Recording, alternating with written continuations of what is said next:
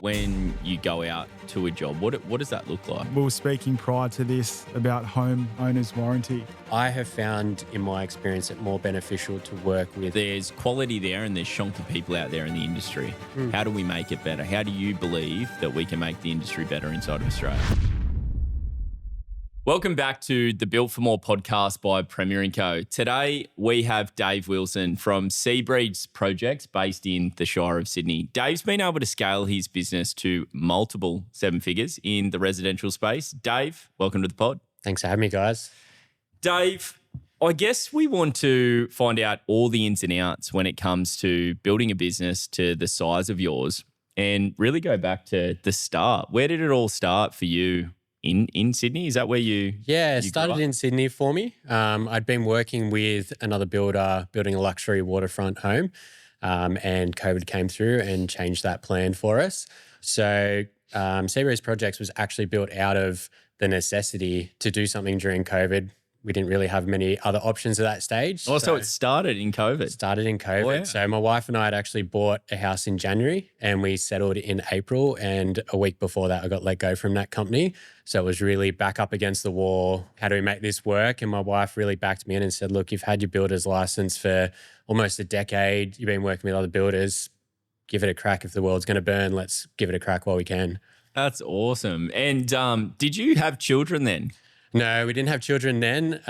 So we got married the following March, and then our first son was born in December. So we moved quickly on that, all while the business was growing, and kind of just put it all in the mix and kept on moving. Let's talk about when you first started that business. So being in COVID, obviously you said back against the wall. I think that's where we perform, right? When we have to perform, when we have to push forward. What was it like for you to start that business? How did you go out, acquire them first jobs? Yeah, it's interesting what you can do when you have to do. Sometimes you get to that point where you're comfy and you relax on those things. But during COVID, it was, and I don't suggest it for people, but we were using high pages, one flare just to get any work. And we're literally doing the worst work to start with, pulling insulation out of roofs, little deck repairs, just to get some money coming in. I was lucky enough to have a mate of mine looking for work at the same time. So we could bounce off each other, had a bit of a laugh, got through the work and started just rolling from small little decks to little pergolas to a bathroom to a bunch of bathrooms to a small reno, and just steadily over time started growing and growing in that way. And as we grew, started implementing different ways because we had a bit of proof of what we could do, of how we could start to reach out to architects and market ourselves that way. So you started off just yourself and another tradesman, a friend that you knew, did you say? So Mike actually that works for me still to this day, who's just finished his apprenticeship, Mike's from America. So he actually was technically a labourer at that stage. He hadn't got his residency to be able to start his apprenticeship. Mike has one of the best work ethics ever, military background, works so damn hard. And it was just the perfect person for me to be paired up with at that stage of just let's rip in for our families and just get working along in that way. And then once he could get into TAFE, put him through TAFE, got him signed off early, and he's just jumping from level to level as he grows. How important is it when you first start a business to actually recruit the right people inside of the company? Because I believe when you're growing a business, when you're first starting off, you need labour, right? Yeah. But there's a mistake that you can make, and that's hiring the wrong labour. Yeah. What was that like for you, and how did you manage that? I definitely took too much on for too long on my shoulders and was on site for way too long. And when you pair that with your life and quoting and family and showing up for your partner, to start with, it just wasn't sustainable what I was doing, working these super long hours. So it took a good kind of 2 years before we hired our first tradesman on site. We did have someone short term then when I'd cut my hand and I couldn't be on site, but that just wasn't the right person. Out the door, move on to, getting back into the system. And then we hired our first tradesman, and that was a massive difference. That gave me the luxury to be on site for a few hours, but I could step away knowing the boys are going to get through the work and start to quote during the day instead of quoting at night. So there were those little steps that started to come in to help me grow the business, really. Was there a reason, Dave, that it took you 2 years to decide to actually put a tradesman on? Obviously, having the apprentice that was quite good and, that 2 year period of doing the same things. What held you back from hiring that tradesman earlier? I think a lot of it actually comes down to what you see in most building companies. You see the bosses on site all day. They're running the crew, they're running the culture, they're keeping on top of everything. So it's just kind of that natural, that's what I got to do.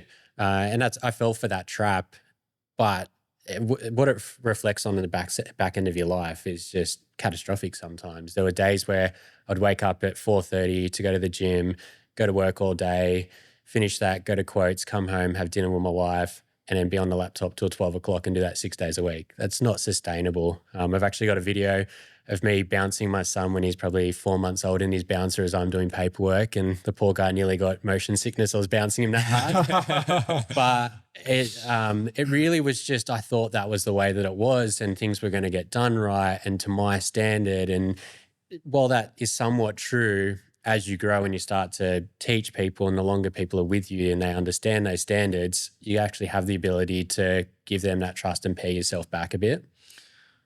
What would you say to someone, I guess, even to your younger self in that situation where you had the apprentice just before you hired that tradesman and you transitioned away from, the real day-to-day stuff? What would you say to yourself if you go back then? I think it comes down to trusting what the future is going to hold for you and starting to create what that's going to look like. And you can't do that when you're on site full time. You need to have the time to be chasing those leads and creating those relationships. And if you're on site full time, you just can't do it. So hiring someone and hiring a tradesman is often better than an apprentice because they can take on more load and free you up. They can also train your apprentice as well, which is super critical. And it's going to give you that space and that time to do that. There's actually a really weird transition there where I feel as though when we start off, where we, whatever our trade may be, carpenters, electricians, plumbers, concreters, and you're a master of your trade, but we don't have any idea of how we need to structure our business, how we need to run our business, how we need to grow our business. So like what you said then, the first thing that we think is, okay, well, let's just work hard on the tools and smash out the projects, and hopefully that makes us successful and gets us to the desired life that we wanted to achieve. But it doesn't, right? And there's probably a really tricky transition. It's actually upgrading your role, defining what you need to do next inside of your business in order to get it to that next level. Because what's the old saying? No one can do it better than I can. That's actually very true. But no one can run the business like you can. You need to consistently upgrade your role and challenge yourself in new aspects of the company. But there's a lot of people that are amazing carpenters, amazing concreters, builders, plumbers, whatever it may be, that you can replace. Yep. So what did that look like for you and where you're at right now, consistently upgrading your role? How do you identify that? Yeah, and I think so much that goes into running a successful business happens behind the scenes. Often front of face is the finished product for us as builders, but how that job actually runs, the scheduling, the pricing, all of that actually happens behind the scenes. So having the time to do that. As we kind of added more people in and we got lucky enough to have 2 jobs then running at once and 2 large builds, I was kind of again forced to think, well, how am I going to manage this? I can't run 2 jobs in, 25 minutes apart. It's just not feasible. So hired a new foreman, hired a new carpenter, hired a new apprentice, and grew the team out from then. But now as I kind of look back on things, it's looking back on my time and thinking, okay, I'm doing 50 tasks a week, but some of these are just not tasks that are critical for me to do, that I can't look at training someone else to do to take that load off my shoulders. So that's actually something that I'm pushing towards, bringing an office admin staff in to help take some of that load away. And then another really big one for me, and I've been so blessed with most of the boys that I've hired, is being able to promote from within, which I think is really good. Yeah. They already know that structure. They already know the kind of the culture of the business, the expectations, what we like things to look like and how we like them to be done. So that one of those foremen actually stepped into a project management role for me, which has been an absolute game changer for me. My phone doesn't ring as much. They call me for high level questions or the trades if it's a really specific thing that they want my design sense on. I'll step in then. But Mitch, my project manager, really takes that load of the day-to-day running, the boys, the materials off my plate, so I can focus elsewhere where we're going to make the money, where my front of face being in front of someone is super important. Great point. Upgrading and promoting people inside of the business. It's what a lot of people, I've personally made this mistake, we don't do, right? Because we've got someone that's absolutely amazing inside of their role, and 9 times out of 10, we actually forget to recognize that person because they probably don't make noise. Yeah. Where the person that isn't performing, we're consistently on their back and trying to help them improve or see the reasons why they can't improve. But we forget about the good people inside of our company and making sure that they've got a plan to succeed. They're consistently growing. That is the key. Well, it's why it's so important to share the vision with the team so they actually understand where the business is going. A lot of, tradesmen or even apprentices are inside businesses where they don't know where they're going to be next month. So by having a vision and a goal and a set of values inside your business, you inspire your team to actually want to step up. Yeah. That's why it's so important to sit down with your team, have one-on-one catch-ups, get their feedback, understand what they want to achieve both personally and professionally. You just create an awesome work environment. And you get to find out what makes them tick, because not every carpenter wants to be standing frames. Some of them like to focus on really detailed work that takes time and patience. So then you can start to really cultivate where you're going to push and pull people, what job's actually going to work better for them and work to their strengths, rather than just, I know you hate standing frames, but you're going to be standing frames all day. You're not going to get the most out of them. So how can we look to find that in them? And that comes from sitting down with them, hearing their goals. We do it at the start of each year. We do a review on the year that we've just had. Hear from the boys what they felt, what they saw. I can share with them our vision, what I've learned, what I'm working on. It's a big one. I can do a review on them and show them where I would like to push them and push them based on their goals from last year and this year. And I also give them full free rein to give me a review. Like, what do I need to do better? Because sometimes as a business owner, you don't have that straight up feedback. Sometimes it's not until someone says, I'm quitting, that you go, why? I didn't know there was something going wrong. But if you can come to me and feel confident and comfortable that I can be like, Dave, I'm not enjoying this right now, or this is ticking me off. What can we do to work with it?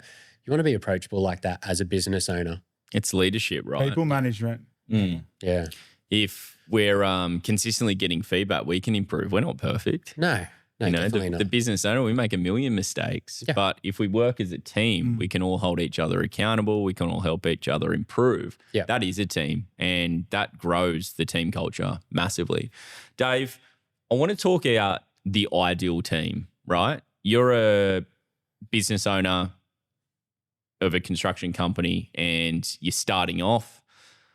What would be the perfect 4 hires inside of a business? So you're currently on the tools and you're looking to expand. What would be the first hire that you would pick? Weirdly enough, it wouldn't actually be something related to site. I've been really blessed to have some older builders give me these little nuggets as I've been working with them in the past and things. And one of the big ones, and it was something I implemented straight away, was if there's a task you hate doing and you can pay someone $50 an hour or less to do it, get them to do it. And for me, that was a bookkeeper.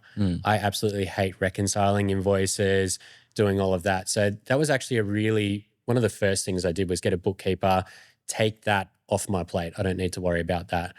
From there, it would be really getting someone that can replace your role on site. So as a carpenter, bringing in a carpenter that can really fulfill that. And maybe that pushes you into a management position from there of looking after the job or multiple jobs. And then as the team really grows, I think it's always ideal to pair on your job a carpenter with an apprentice. They can work so well together. They're training, they're learning off each other. I always say to every carpenter that will listen, the better you look after your apprentice, the more you train them, the easier your job's going to be. And I see that for my project managers and my foremen, the better I can train them, the easier my job's going to be. And then the real big one, like I said, that is a game changer and has been for me is the project manager, the person that takes that buffer of the day-to-day away from you and you can focus on the real return on investments, the money-making part of the business, and just giving you the time and the space to do that. That's the next real big critical one. It is for me, and it was for me, the scariest hire, because you can't always price a project manager into a construction job. So how do you fundamentally fit that into the numbers and where that comes through? That was a little bit scary and something that took a little while for me to get comfortable with, but the best money I've ever spent and really changed the business and the dynamic for me. How important has been, like, knowing your numbers, how important has that been for you as you grow and scale? Because your overheads are consistently changing. Yeah. How has that been so important for you? I think it's something that I think you've got to be on top of, but I don't think you should stress every day about. And I think sometimes in business you can do that. Again, it's a distraction. But I think the more that you really hone down on your pricing and making sure that things are followed through, keeping up to date with what that pricing is reflected like in the market and by your trades is really critical. Really focusing on your top end profit and how that filters through. For us, I run a very lean operation in that I'm the only person in the office. So we don't have many overheads when it comes to office staff, really. But it is something that at a certain stage, you're going to maybe make a little bit less money, but it's going to help you do this as well.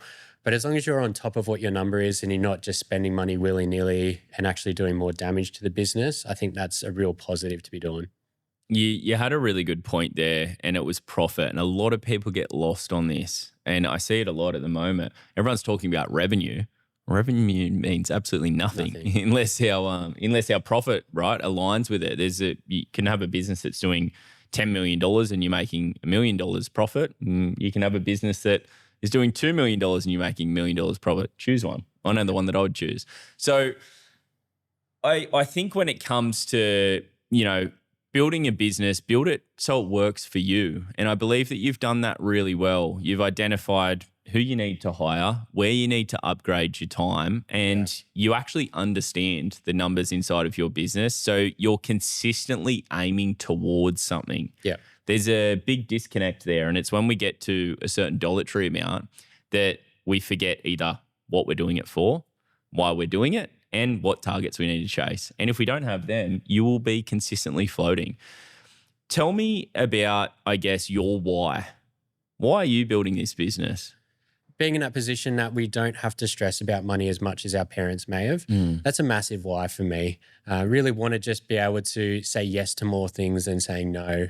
And the more that I can build a business and create a culture of the people around me that are going to win and want to win, that actually kind of trickles down to them. And I think that's really cool as well, seeing people be able to buy their first apartment, buy a new car. Like, I find that actually really cool. I like seeing people win. It's not just about me making the most amount of money. It's actually about the people around me. It's about my clients, seeing them walk into a place and just be blown away. It filters down through so many layers, and that's what my why is. It's quite a diverse one, but it all stems back to people, just getting the best out of life. I love that, and it's awesome that you're clear on the reasoning behind it. Creating a better future for your kids, certain upbringing that you might not have had, and also helping the people around you. So many people get lost in that. Yeah. They don't understand what they're building. There's no point building something and expecting that you're going to have the motivation day in, day out if you're not clear on the purpose, on the why, what you're doing it for. Because, money's endless. And you'll be forever chasing if you don't have that purpose. On the dark days, you need something to keep you going. Yeah, and it's got to be different to just what can I buy with money I've earned. Like, they're just superficial things. Yeah. It's always great to have a nice car, and it feels special to be able to go and spend money on dinners and things like that. But at the end of the day, and it's something that you've said, like, if you didn't have money, be wakeboarding behind a tinny. Like, it's those things that are actually more critical than the nice car, than anything else. 100%. It's go back to being with the family. That's my happy place. That's what I want to do. I'd have crap golf clubs, but I'd play golf. Like, that is more important to me than anything else. Dave, it's been a bit of an evolution in terms of the projects that you've done over the last 5 years. I want to talk about from where you first started, the decks, the bathroom, pergolas, doing what you kind of had to get paid, to now doing, luxury renovations and new builds. Talk to me about that transition. I want to get onto marketing and branding in a moment, but how did you transition from doing the smaller stuff into actually securing your first project that really set you up for that platform? Yeah, it was tricky in many ways, and it's something that's kind of evolving on how I was doing that during COVID, as I wanted to get away from those little things and start, I've been building luxury homes for builders. I wanted to get into that, but you got to cut your teeth. You got to start somewhere. So I was literally just calling architects, just trying to fundamentally create some kind of urgency in them that I'd be a good choice for them. I'm a new builder. I'm keen. I'm eager. Architects get hundreds of those calls these days. And while I probably approached it incorrectly back then, I've actually changed the way that I do it. And it's that old saying of like, you kind of got to flirt before you consummate the friendship. It takes time. There's some architects recently that I've been talking to for 2 years and haven't mentioned getting a job off them. Just, I love that detail. I love the look of that. And out of nowhere, it's like, hey, I've got a job. Would you be interested in quoting on it? It's taken that long to get to that point, but it's something that just come naturally from me talking and showing actual genuine interest in what they're doing, what they're producing, for them to give me the opportunity. An opportunity to start on one job is just what it takes to flow, and you can really then cultivate that relationship with that architect that you could be working together on projects for the rest of your career, really, if possible. But it's approaching it the right way, not just calling them up. It's like going up to a girl in a nightclub and being like, hey, can I kiss you? No, like it's building that relationship. Building that trust, building that you're actually interested in what they're doing and what they're designing, not just a desperate builder's, give me some work, I need something. How would you approach these architects, engineers, etc., in order to build more relationships if you had never done a new build before and you're trying to get the foot in the door? What tips and tricks can you give? It's definitely for me been about identifying the work that I like and linking up with those kind of architects, and then just showing general interest in what they're doing and creating the conversation in a way that shows that you're actually looking at what they're doing. So it might be that an architect the other day put up this beautiful pavilion made out of timber. I was like, cool, like that looks unreal. You don't see much work where everything's made out of timber, the frame, the cladding, everything. What type of timber are you using? Like, we've used Accoya on a project and it's turned out really well. What are you thinking? Oh, we're actually using Accoya. Like, have you got a photo of that? Yeah, here you go. Like, it was a great product. This is what we found out from working with it. So you're showing genuine interest in what they're designing. And I think that definitely works really well to start the relationship. And another thing that's been super good to connect with architects is little details that we do on site. Sometimes you just come up with it randomly. Might be a good way to terminate something on site that's going to look really neat and tidy. Doing a little Instagram video about it, and you see the architects looking at it, or they might reach out to you and say, that's sick, I never thought of that. You're just starting that flow of conversation with no real push behind it for anything other than just creating a relationship. And then when that time and place comes that an opportunity is there, fantastic. You haven't been begging for it from them. It feels really natural to, I'd love to come sit down with you and have a chat about what you got going on and how we might be able to help you out. Let's do it. This episode is brought to you by Premier & Co. We help builders and tradies step off the tools, build solid teams, and scale profitable businesses that don't rely on them 24/7. So if you're looking to grow your business and you're sick of being the bottleneck in your own company, head over to premierandco.com.au and book a strategy session. How long has it been since you've been on board with Premier & Co? Would be getting towards 2 years. Yeah. Awesome. Since coming on board with Premier & Co, what's been the biggest eye-opener for you, and what's been some nuggets that you've implemented inside of your business that's been able to either one, gain clarity, scale, help your team? Yeah.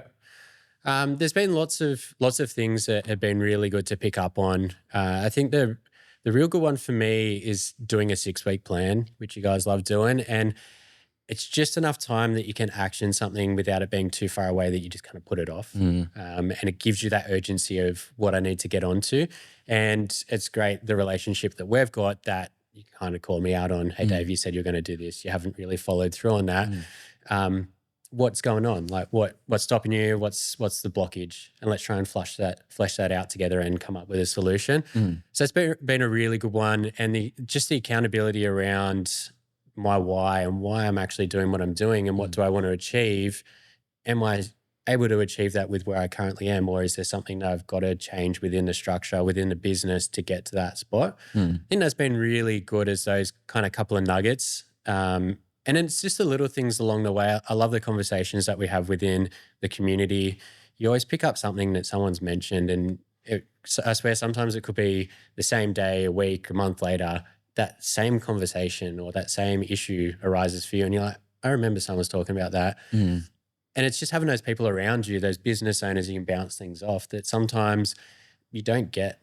Sometimes you feel like you're a bit of an island where you're just doing it by yourself. You're sitting in the office typing away for 8 hours and no one's spoken to you. Monkeys are clapping in your head and you don't know what's going on. So it's good to be able to bounce those things off or call you guys and be like, look, this is a kind of a bit of a high level thing I'm going through.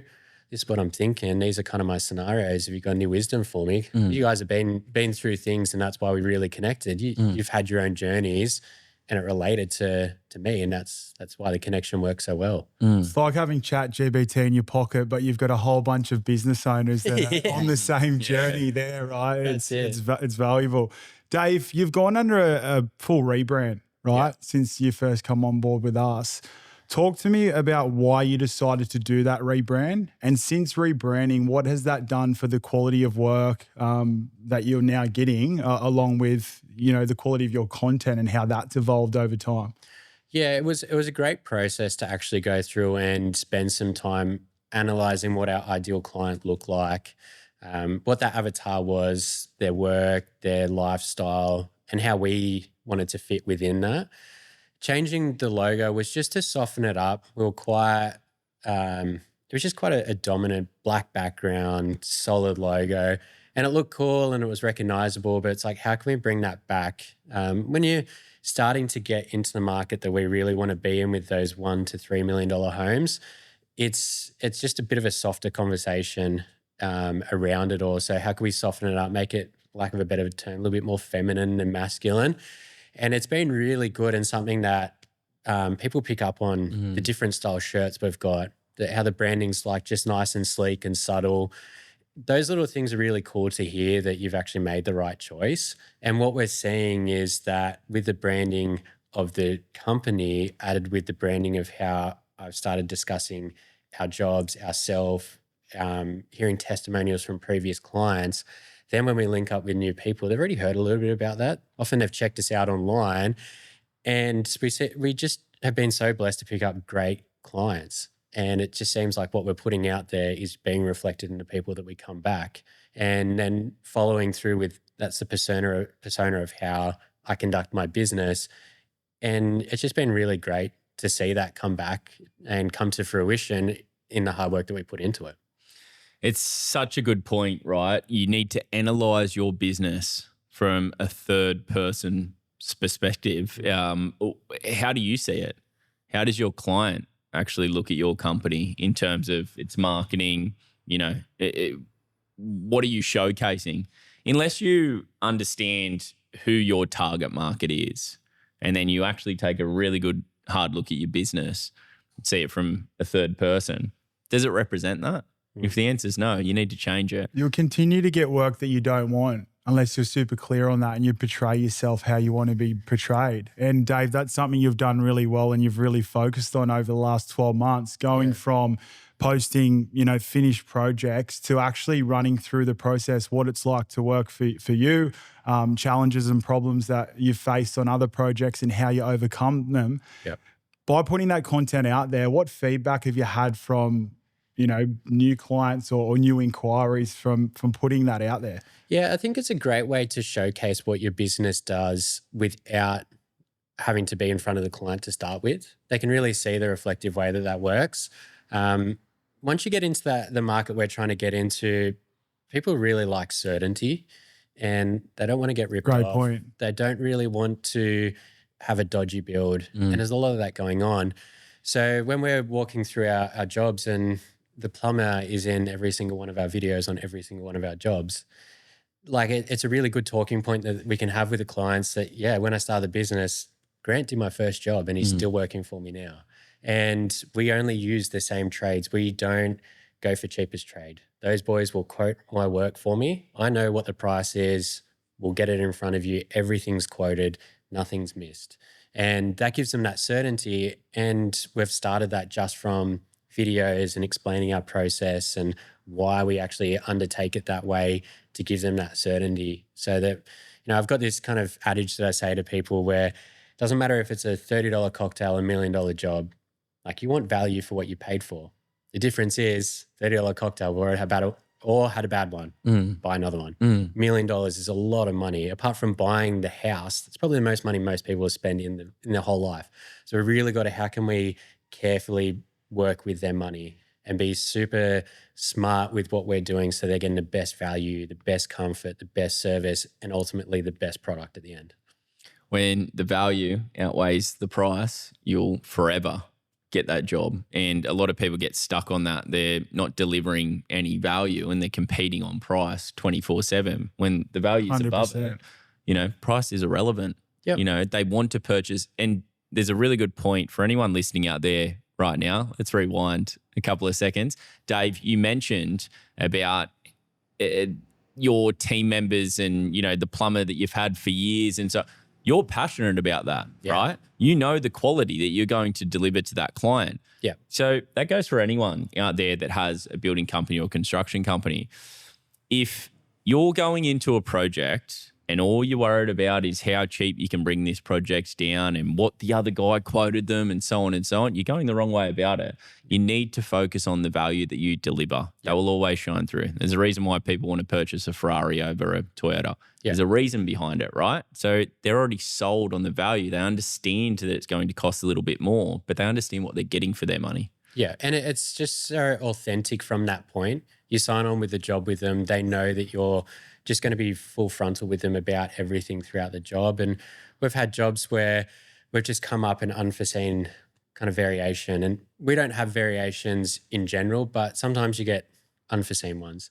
And you can go to a client and just be like, look, this is just something we didn't know was going to happen. And we've just got to, for the best outcome on your job, it's probably most likely that we do it.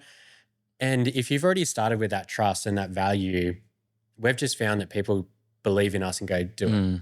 Well, it's another good point. When you're doing variations, if there's something that needs to be changed or altered and it's going to cost slightly extra, but is going to benefit the project in the long run, well, great. It's a win-win. You give it to the client. 9 times out of 10, they're actually stoked to do that because they actually see the value in it.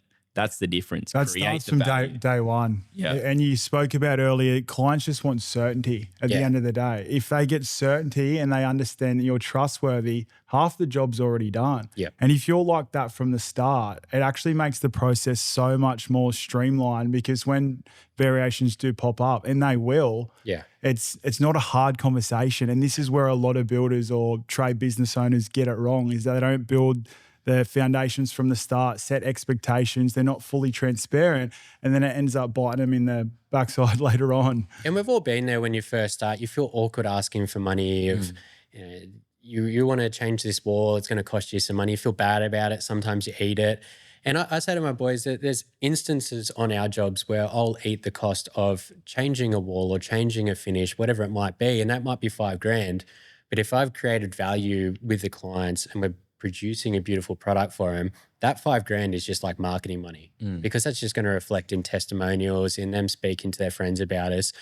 And at the end of the day, if it's going to get a better project for them, better completion, it's going to look great for photos for us and be better for them. That's a massive winner. So it takes out that, it was always weird asking, like when I first started, for variations of people asking for money, like, sucks. This is awkward. Once you build that relationship, though, it becomes easy. It's like your best friend. Like, think about your best friend, right? Yeah. Your best friend's like, oh, I'll get us a deal here. It's all good, man. Don't stress. I trust you. All good. Just send me the invoice or tell me how much it is and it's all good. That's because they're your best friend. Yeah. You need to build the relationship with your clients so they trust you because they see the value in what you're going to deliver with them. And 100%. Price will never matter. No. because you built the relationship, you've created the value. Yeah. It's not a short relationship either. If you're doing a new build, $1 to $2 million, that's at least 12 months, if not longer, throughout that process, with the design stage and so forth. So you have to actually build a solid relationship for it to work. And you've almost got to cultivate it like they're a partner. And I even make that kind of comment to my boys as well. You guys have been working on this job for 18 months or whatever it might be. You've got to look at your relationship like you're almost dating. Like sometimes you're going to have rough days, you're not going to be aligned. Maybe you had a bad night and you got the dirts, whatever it might be. Like it's the same with our clients. You've got to take that give and take and ultimately come back to that same page of what we're here for and why we're doing it. And just be soft with it sometimes. I think too many times people think you've got to be upfront, abrasive, in the face, got to be this way. Often if you're softer, you can get the same outcome even out of the hardest trade that may have stuffed up on your job. If you tact your conversation a certain way, you can get more out of them than if you go in there swinging and swearing. Dave, outside of business, let's talk about this, because like Joe said earlier, a lot of people forget why they started, or they let the hobbies fall by the wayside, or they don't go on a holiday because they don't have time, or they're forever finding something to do inside the business. For you, what's your motivation outside of what? Golf. Golf. I In his head, just about golf sometimes. he had a little monkey in his head swinging a golf club just now. Yeah, look, I love golf. Every Friday, is it? Yeah, every Friday I like to try and either catch up with another business owner and play some golf. Even if it's just 9 holes for 2 hours in the arvo, it's really cool. Go to the driving range, whatever it is. Golf is like business in so many ways. It's hard, it's frustrating. You have good days, you have bad days. But I think it's a good patience game, and I really like that. And as soon as I'm on the course, I try and get my phone away, and it's just focus on the here and now, what I'm doing. Because with golf, you pick up your phone, you take a call and it's a bad one, that round's stuffed. So it's really clear mind, reset, get through it. So I love that. That's a real good passion of mine. We're going through renovating our house that we moved into mid last year. I don't find that kind of work because it's for my family. It's going to better my family. It's going to better us. So we're going through renovating that, and I enjoy doing that on the weekend, getting out, painting, cladding, renovating, whatever it might be. So they're like my 2 big things. And then, as I said, my wife and I as family are really good and really close, and we just love spending time with them and hanging out. It's really special in that way as well, especially as more grandkids and cousins come along. That's pretty rad to watch. Tell us the benefits. You touched on property just then, your personal portfolio that you're building and renovating homes for your wife and your children. What is the benefits? Because I want to paint this out for everyone out there right now. If you've got a cash flowing business, I want you to jam it into property. So what's the benefits of owning a construction company and creating and manufacturing equity through your own personal portfolio? It's one of the greatest things you can do. We've spent so long learning these skills, creating these relationships. Why not put it to benefit? Our place that I mentioned earlier that we bought just before COVID, we went through, renovated the bathrooms. I did the kitchen, did the laundry, did the flooring, did the painting.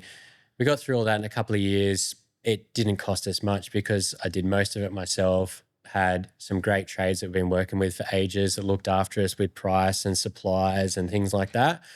And we're able to sell it at a profit that we then could roll over into our next place. And then in this place now, we're doing the same thing. We actually moved in on a Monday. On Tuesday, we started demolition of the whole upstairs.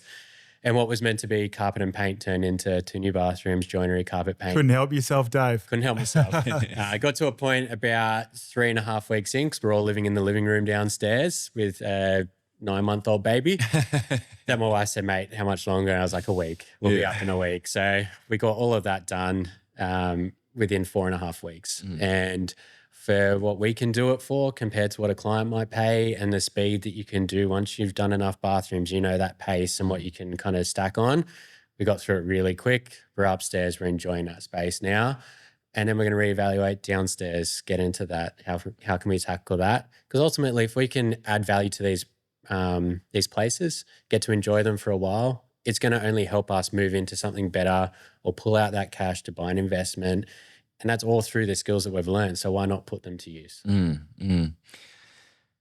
There's something that I want to go down now, a path that I want to go down. I think it needs to be spoken about. One of the things is this: we need to make building and construction amazing inside of Australia again. And I feel like, and you touched on before, that there's quality there and there's shonky people out there in the industry. How do we make it better? How do you believe that we can make the industry better inside of Australia? I think we're going to go through a rough couple of years, honestly. I think with the push that we need more housing, where it's going to be more available for people to become builders, get into it.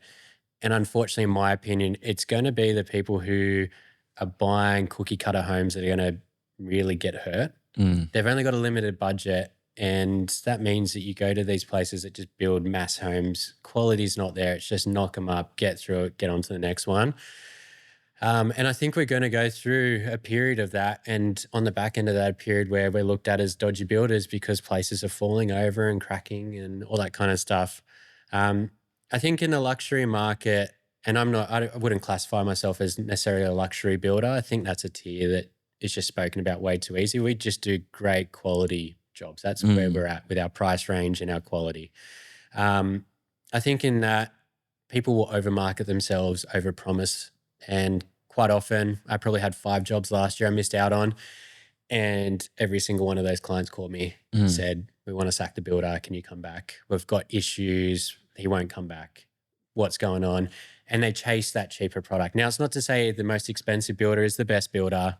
Definitely not. But it is really investigating that builder that you're going to trust with that amount of money. I say it to clients openly. I say it to architects. I think you should tender the builder, not their price. I really think you should sit down with a multitude of builders, however many you want. One of our projects, the client sat down with 22 builders before they went with us, and we were the most expensive builder, but they just trusted us. I think if you go through and tender the builder and see how you connect with them, go through some of their projects and really understand that, maybe you end up with 2 builders that you then get to price a job. It's heaps better than just, we're going to get 6 builders to price this, go for the cheapest one because money's tight or whatever it might be. There's so many ways to build and things that we can change within building that affect the price and affect the bottom line, whether it's a change in materials or process, or maybe it's a stage 1, stage 2 that can actually achieve the product but get it with a quality builder that's going to look after you. That, you know, we have clients ring us up, hey, I'm just thinking of doing this. It's like, finished your job 5 years ago, but I'll go and do it for you. I'll come check it out for you. Like, it's no drama. We don't stop building your job just because we finished, you paid us and we signed off. You call us again and say, Dave, need help with this, or this isn't looking quite right, whatever it might be. Bam, we're there as quick as we can. Like, let's look after you. You looked after us. Have passion in what you're doing. Have passion in what you're building. Yeah. That shines through. Yeah. People see that. There's so many people trying to chase dollar-tree amounts, and, you know, they're not actually worrying about the project and the whole reason behind it. Yeah. You know, we all started a trade, and whether you like it or not, we did that for around 4 years, and we learned good habits and we learned bad habits. But majority of us, you did it because you loved it and you fell in love with the trade. You fell in love with the craftsmanship. Don't lose that. If you look at anyone, I was talking to a woodwork builder, boat builder the other day, and, you know, he's so passionate in what he does, right? He absolutely loves the craft, the trade. Like, no one questions it. No one questions his price. Yeah. No, everyone knows how he holds that high expectation of himself and the quality work that he's delivering. So what you were saying then is so true. There's going to be the people at the bottom. The people at the bottom are going to be called out, right? The dodgy They don't builders, last. You're doing it for the wrong reasons. yeah. And then you're going to get the people that shine through at the top. But you have to be passionate about what you're delivering to your client. And if you're not, they will find it, and you just simply won't achieve what you want to achieve. Absolutely. Find the passion again. Yeah. I then put it to my boys, and some people don't like this term, but we're a family-run business in that everyone gets treated like family. Our trades are our family. My boys are my family. Our clients are our family. And I say to my boys, if you wouldn't do something in your parents' place that you're doing on site, then it's just not the standard we want. If you're going to build something for your parents, you're going to make sure it's right and it's solid, and that's what we want. And that's how we want to respect our clients, and they're going to get the best out of us. Whereas if you're, I'm going to square meter out, just got to knock it in, get to the next one. I don't give a crap if I don't know who the person is. You're going to get a quality out of that. And are you going to love your job? Are you going to look back at it and go, I've got so much pride in what we achieved, knowing all the hardship we went through? Or are you just like, got through it, got paid?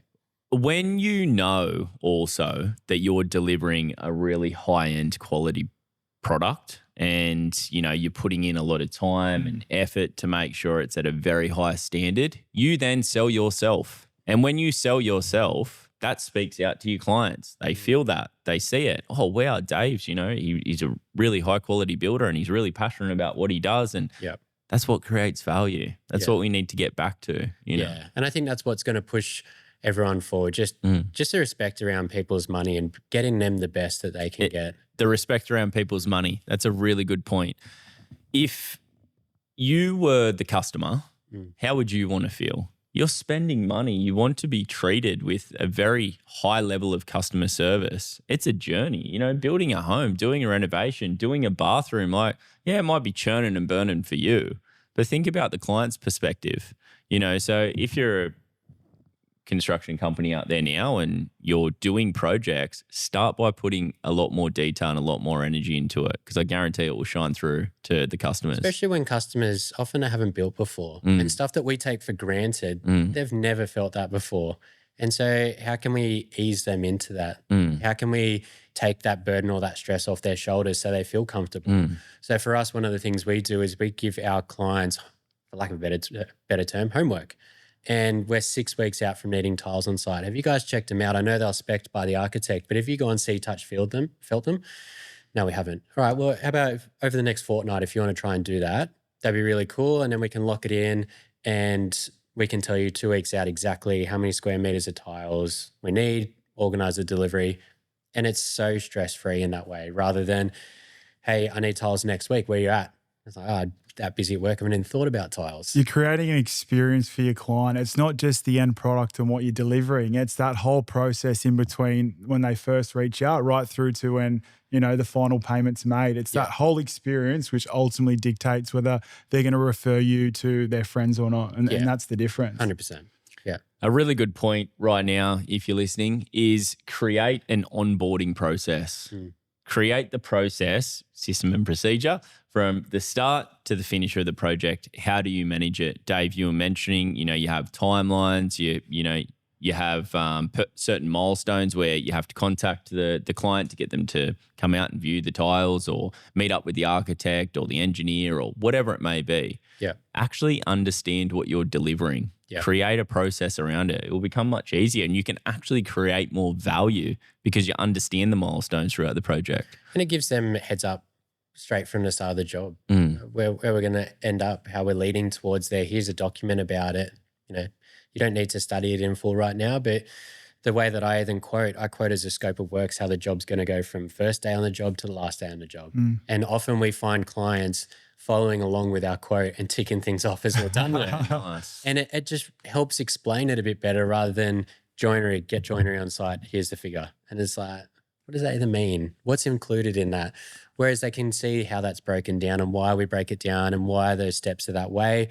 And we all know that building sometimes can be chaos to the untrained eye. We're going backwards to go forwards and clients don't get it. We get it because there's an ultimate reason behind it. But if it's broken down that way, I feel like clients walk in, they go, oh, that makes sense. You had to underpin that, but you need the floor down to get this in so you could do that, whatever it might be, and actually follow along on the journey in that way as well. So there's less surprises, more comfort. Dave, it hasn't all been sunshine and rainbows throughout the journey. There's been many challenges. Yeah. We were speaking prior to this about home owner's warranty. Yeah. You went through a little bit of a hurdle there. I'm sure you've got a few tips and tricks that you could probably share with other builders that are looking to increase their homeowner's warranty. Yeah. It's a hard one with just one client that dictates how much work we can do. And they haven't really lifted the coverage with the way that build costs have increased. It wasn't that long ago that I was working with a builder building duplexes, and a really great duplex was 1.2 million. Now that really great duplex is 2.2, 2.3. They haven't really adjusted with that. So we need to find ways within our business that we can keep it ultra profitable, looking beautiful, to then present it onto your provider, and they can present it then to the home warranty board, the name escapes me right now, just to put you in the best position moving forward to lift yours. So a real big focus of mine ever since I started the business, and this was based on some wisdom I got from a mate of mine, Dan, was no one cares how much you pay yourself, keep the money in the business. So as soon as we started earning a little bit of money, I paid myself what we needed to pay my portion of the mortgage, the rent, the food, everything that we needed to do. The rest of the money stayed in the business. So that means up until probably 18 months ago, I was on 70 grand a year. That's all I was on. But what I was doing was I was stacking cash. And when I went to lift up my home warranty, I had really good nest egg there that reflected well on the business. So what usually would have been that we would have had to get some paid up capital into the company, which at times can be really an absurd amount of money.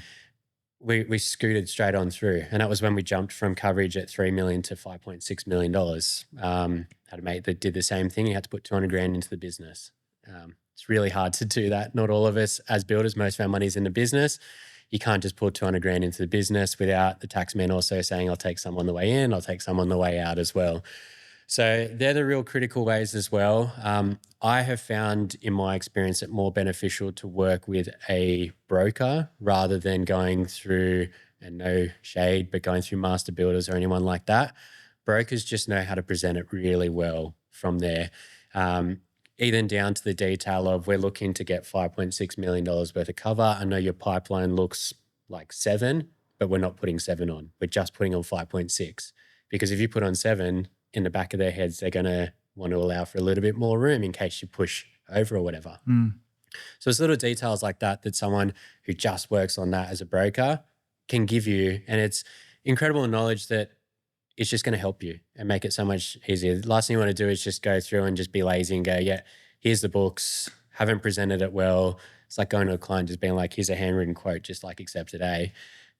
It's not going to work well. Let's present it really well in front of them, get the best result for us. So they're my big tips. What is your onboarding process with your clients? So when you go out to a job, what does that look like the entire way through? Yeah, sick. So I think it's a really good question that the little 1%ers make the difference. So if we've actually got a tender that we're working on at the moment, I'm catching up with the client next week. So phone call, introduce myself in a general term, introduce how the plans came across. Usually they link you up straight away from there. This is through a tender, through an architect. So you know they're going to get 2 or 3 of these phone calls. From there, it's organising a meeting, ideally with both parties. We're talking it's about a $1.5 million job. Yeah. We want both parties. They both want to sign off. They both want to sign off, and they've both got things that are intrinsically important to them. And sometimes we've got to factor both of those into the quote.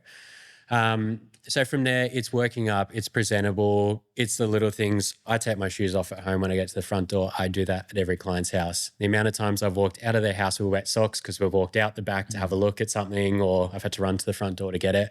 It's just a respect thing. It's their home. Even if they don't do it, that's just what I do. I take out with me, we've got a brochure that we give to every client, a little bit about me, about our process, some photos of past jobs, a couple of testimonials, something that they can remember us by rather than just check us out online. Here's something that's going to be on the coffee table for a couple of days. So that's really good. And from there, it's really about hearing how they got to that process of wanting to renovate or build. Why? What are they hoping to achieve? What's critical? What can we factor into all of those things? And highlighting that within my quote. Because with a tender, often it's just a matter of numbers, inclusions, get it done. Sometimes clients will read through and be like, oh yeah, Dave remembered I said that I really wanted to do this. And those little things I think people really understand and they pick up on. So that's what I really like to do. And then once I've submitted the price to the architect in this scenario, I'll either reach out to the client, just say, it was great meeting you. I've submitted the price to the architect, so look forward to hearing their feedback and your feedback in due course, and just leave it there. If it was a client that had come directly to us, then it would be more around I've sent through the quote to you. Once you've had a chance to have a bit of a look at it, how about we try and catch up next week? Nice. I can bring over my laptop. We can look through the numbers because I'm ultimate transparency. Like you want to see my numbers, it's there. I've got every single one of my trade quotes there. I can pull each one up if you want to see, just to make sure it correlates across.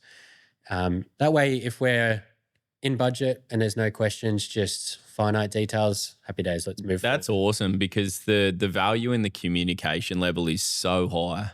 Yeah, and they just get that comfort that nothing's hidden or nothing's guessed or it's just square metered, and we just kind of Well, everyone has to make money. Everyone has to make money. The truth is the truth, right? So yeah, let's put it on the table. So I love doing that. And that way, if we've got to do a little bit of backwards and forwards, if we're over budget, in real time, we can do that. And, I didn't really need to have this or that. Let's pull that out. What does that look like in price? Okay, that actually gets us close to our budget. I'm happy with that. Let's move forward from here. That's how I like to do things. It's not always the most time effective way of doing things sometimes, but it's that connection and that bringing them into the family, into that feel of why we do what we do. You've come so far over the last 5 years, Dave, and sometimes we forget to look back as business owners because we're so focused on the next thing, right? Being better than we were yesterday. For me, that's my why, progressing even further than I was yesterday. Looking at the next, not even 5 years, the next 12 to 24 months, what's in store for Seabreeze? I really want to hone down on that office side of things, just to take that load off my plate, to start focusing more on cultivating the relationships with architects and clients, and also being able to get a bit more on site. I do really love being on site, and I don't think it needs to be the belt on, but I think it's really great for my boys to see me around, be able to give them some wisdom, especially the young blokes, just show them the tips and the tricks. Like, we've got a young bloke with us. I've been in the trade longer than he's been alive. He's a school-based apprentice. He's just started with us, and you learn a lot when you've been in a trade for, I think it's like 17 years. And it's good to pass that wisdom on.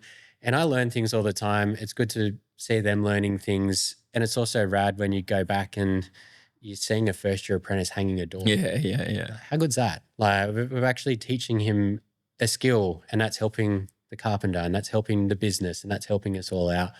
So that's something really that I want to focus on. I would like to get us to a job position of having 3 major renovations and just capping it at those 3 jobs. I don't really like the feeling of chasing necessarily a revenue number as nice as it would be, but more so having 3 jobs where we can just set up and have the boys pumping out some beautiful work. I think end of last year we had 6 jobs kind of all in and around the same time, end of Christmas. I actually worked Christmas Eve for one of our clients to get a job over the line. Wow. It's not ideal. It was too much, too many moving parts. If someone has a sick day, the flow and effect of that is massive. We're still a small team. There's about 9 of us now, plus myself, but it was just pushing too hard for the boys. And some of those opportunities we took because it was just a opportunity you had to take. And one of those projects was a 35% margin. You've got to take that job. But it pushed too hard. And I learned from that in reflection and speaking to my boys in our review that 3 jobs, set up nice and easy, maybe the occasional bathroom here or there for a repeat client. We can do that. That's really comfortable. We're working hard. We're really pragmatic about our work, but we're not, really up against it, fighting every day, working Saturdays, that kind of stuff. You've got to find out that limit without understanding or getting to that situation where, you're like, hang on a minute, I actually don't like it here. I liked it when we had 3 projects on the run. Same thing. Find out your why. Find out where you feel comfortable inside of the business. It creates a really good lifestyle, creates a really good team culture, and then put the feet down and stabilize. Yeah. Figure out how that business runs to that ultimate level inside of that company, because that's where a lot of people go wrong. They scale so quickly, chasing, like what you said, you don't chase the revenue target. You actually figure out what works. They chase the revenue target. They get to this point, they think it's all sunshine and rainbows, and next minute it falls out from underneath them. If you're not building the business on the way through, understanding how it successfully runs and operates, it will be absolutely chaos by the time you hit that point. It will. And with building, in my opinion, there's tiers where like up to $1 million, you can just have like we did with myself and an apprentice. But as you kind of get to these different tiers, the commitment becomes big. It's we're across 2 jobs. We've got to hire a new foreman, new chippy, new apprentice. And I think sometimes people don't, like you said, build the business out as they're going to hit that next tier. And then suddenly you're at $6 million and you need someone doing your accounts full time, someone doing your contracts full time, and you don't have that, and you're working so damn hard in the business and just not being able to do what you have to do, you forget about all the other things. And then suddenly, and this is from lived experience, it was one of the things I spoke about with you when I signed up. I was so busy on site that I forgot about marketing. And then we're drying up on work. And I was like, crap, I haven't had time to market because I've been so busy over here chasing this. And I need to find that happy medium where we're getting everything done, knowing if we want to take that next step, it's a big financial investment, time investment, manpower investment. Is it what we want? Or are we quite happy here and we start pushing the scale of the jobs we're doing rather than the numbers of the jobs we're doing or something like that? We've all been guilty of that, and that's a horrible situation to be in where you're making money technically on paper, but you feel like, what should I be doing? And then you're getting ripped from every angle of the business. You honestly just become fried. Yeah, you're a firefighter at that point. Mate, it's the worst situation that you can be in. A suggestion that I can make for anyone out there listening is understand how your business successfully runs and operates. Get clear. You were just talking 6-week goals, what we do inside of Premier & Co. Actually understanding what you need to focus on next. Set the business up. So, what's your highest priority? What's your lowest priority? Let's identify what's working, what's not working, what has to work in order to get the result and help the business run smoothly. Identify what are we giving attention to? What aren't we giving? You need to become clear. It is actually hard when you're in that situation and you're fully clouded with the day-to-day operations of the business. It's difficult unless you have that outsider or someone that can give you a hand or whatever it may be. You need clarity. You do, and I think it's prioritizing that however you want to help you be able to figure those things out. So something for me, like I've got a couple of spots in Sydney that are my happy places. And like if I've ever been feeling low or feeling busy in the brain or the monkey's clapping too loud, I'll go to one of those happy places. And it seems so silly, like I'll just get my shoes off, stand on the grass, look out. One of them looks over the harbour. It's a beautiful spot. And I think at that point, you can start thinking a little bit clearer. Sometimes we're so close to what's going on. We're sitting in front of the computer trying to figure out what's gone wrong. We just don't have that space to actually figure out what's gone wrong or what I need to do. And you get away to whatever it might be. Like I know for you guys, it's getting on the bikes, the jet skis. Do something that makes you feel like you're not at work. Present. Yeah. Feel present, feel connected. And those things flow through really quick. I did an audit of my job role over New Year's, and we were up at Foster at a caravan park looking out onto the river and just felt really kind of in the space to just be able to sit down. What do I do on a weekly basis? What do I want to do? What's best for the business? How can I kind of look at this and audit my time a bit better so that I'm not working stupidly hard on things that don't require me into it? And I think that's a really good way of doing it. And I'd encourage anyone, if you feel like you're beating your head up against the wall, even if you're on site trying to, do a task and you just can't figure it out, take a walk. I say to my boys, I'd prefer to pay you to walk up the street and get me a can of Coke and come back. And it'd probably be a little bit clearer for you rather than you beat your head up against the wall about why something's not happening. And that just amplifies for us as business owners where we've got a million other things on our plate as well. There's another good point there that you mentioned, and like what you said, ours is the toys that are behind us. Forcing yourself into a high adrenaline hobby that actually you cannot think. When you're about to hit turn 1 at Eastern Creek and you're going 300 kilometres an hour down that straight, you try to think about a problem inside of your business. It doesn't necessarily pop up. Seems insignificant at that point. Jump out of an aeroplane strapped with a parachute to the back and then try focus on the business. It kind of doesn't work. So that is important. Actually understand what drives you away from the business, what actually pulls you outside of it. Because if you're always consumed by it, no, it doesn't change. You need clarity. You need that time to reset, and it's like a forced reset. It's changing your environment, whether it's a weekend away, a holiday. It's removing yourself from what your usual state is in order to change your state of mind so then you can, I see it from a whole different perspective. And sometimes that's the difference when you have those breakthroughs. 100% agree. Yeah, definitely. Dave, I want you to tell some nuggets to the viewers out there listening and watching.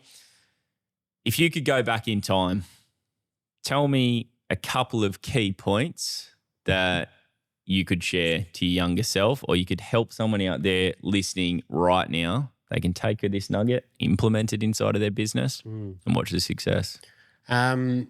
my biggest one when it comes to a business and running a business is setting yourself up for success with a good accountant, first off, to understand what happens, because a company is its own beast and you can't treat it like a sole trader business. So that would be the first spot. And like I said earlier, no one cares how much you pay yourself. Look after the health of your business and cultivate it, and it will reward you in time. Owning a business, having staff, working with clients, for me, is delayed gratification. Often you don't see the fruit of that hard work until down the track. And a business is like that. There's times, like we said, where things have been hard, and there's periods where you just seem like you're butting heads on it. And then you look back and you're like, crap, I can afford to do that. Or we've come out the back end, we've just done our tax and we made some really good money. That's awesome. So I think that's a really, really good point as well. I think surrounding yourself with the right people is really important. We obviously get that with you guys. I think there's so much importance in coaching, in community, within that coaching. I think within the building industry, if more people focused on collaboration rather than competition, we would be in such a better position. In Australia in general. In Australia in general, there's people just cutting the grass under mates to win jobs and things like that. I think there's so much more power in working with someone rather than working against them. I think you feel better in general as well. So they're kind of like my big ones. I think also with businesses, sometimes people chase the ego, chase the shiny things. We're seeing that a lot in Sydney at the moment with people chasing being a duplex developer or whatever it might be. And you're seeing all these great businesses suddenly not performing well, going under. That's scary. At one stage, I would have loved to have been a developer. My pop was a developer. Would have been great. Maybe it's not for me. Maybe in the future it could be. But it's not an itch that I think I've got to run into straight away to do it, to chase I'm a builder and I did a duplex, how great am I? I'd prefer to have a healthy business and do a few more clients projects and have a bit more certainty around the numbers at the end rather than taking the risk too early. If you want to do a development, that's great in time when you got money, when you're in the right position, got the right resources and processes, go for it. But don't rush into it. Everything is a long game in building.